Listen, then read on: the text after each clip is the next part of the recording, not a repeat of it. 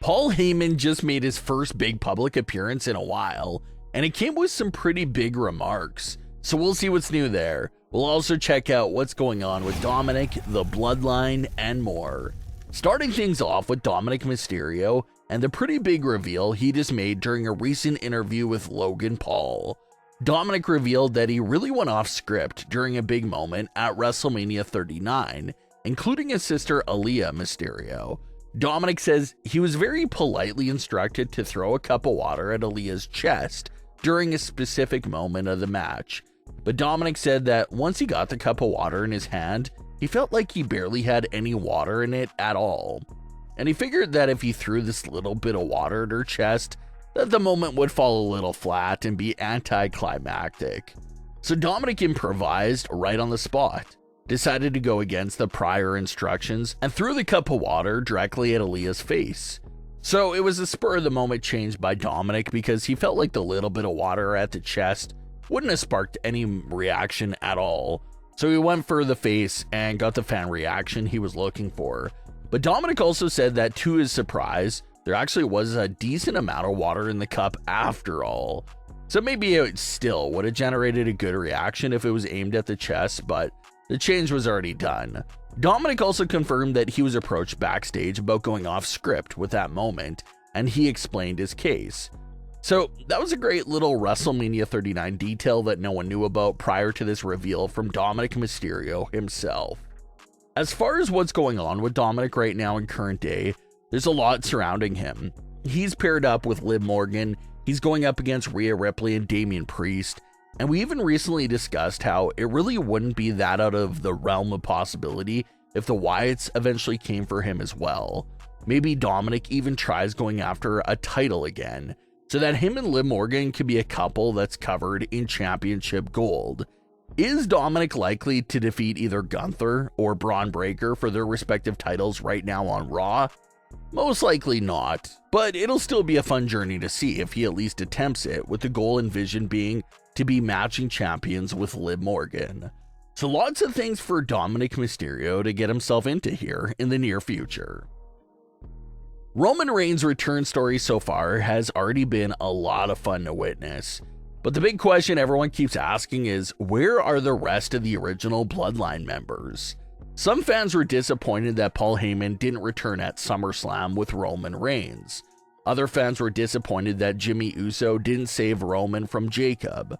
Well, Paul Heyman recently made a big appearance on Sam Roberts' show at Fanatics Fest, and he perfectly explained why he himself hasn't returned. And some of the things he said also play into why we haven't seen any of the original Bloodline members join Roman's story quite yet.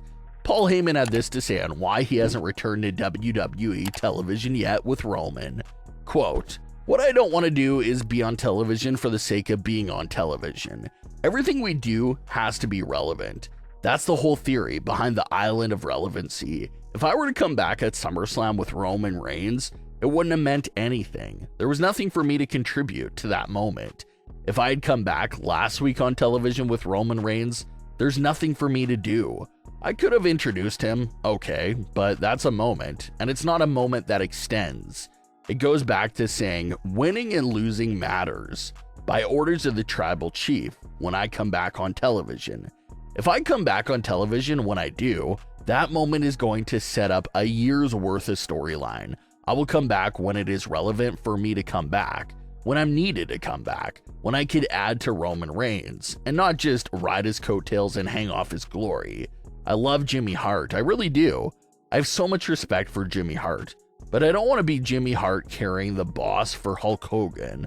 I want to do something that contributes so much to the act that you can sit there and say, I love Roman Reigns, but my God, I love him so much with the wise man, Paul Heyman," end quote. So Paul Heyman explaining it perfectly and confirmed what some fans were already thinking. Paul Heyman's return is being saved for a big moment, where his character itself directly impacts what's going on with the main story. Paul Heyman returning at SummerSlam or appearing at the last few Smackdowns would have felt a bit flat, because there wasn't much for him to do in those instances. he would have just been standing at ringside, just watching and not really impacting the story in any real way.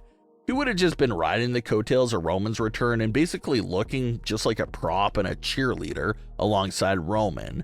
So Heyman basically spoiled and revealed the fashion in which he will return to WWE television without directly giving it away. Paul Heyman said that he will return when there's a big opening for his character itself to make a heavy impact on the story. And considering that Paul Heyman is not an active superstar, he can't affect the story by providing any physical assistance to Roman Reigns.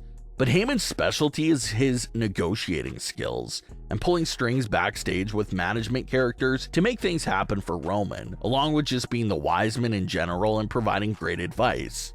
So that appears to be the direction that Heyman was hinting at, and will be how he returns to WWE television. When Roman decides that it's time to set up a match here with either Solo, Jacob, or any other new Bloodline member, that's probably when he makes the call to Paul Heyman to speak with Nick Aldis and set things up. Paul Heyman repeatedly mentioned how his return had to include direct story impact.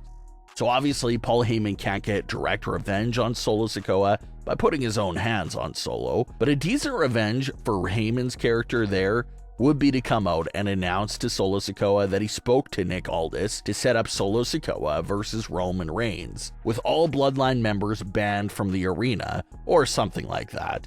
Something along those lines would fit right into the narrative of Heyman impacting the story and getting revenge on Solo Sikoa by being the main individual who set up his match against Roman Reigns.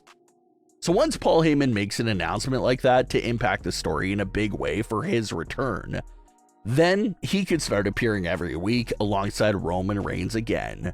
So that's exactly how it's going to go down for Paul Heyman's upcoming return.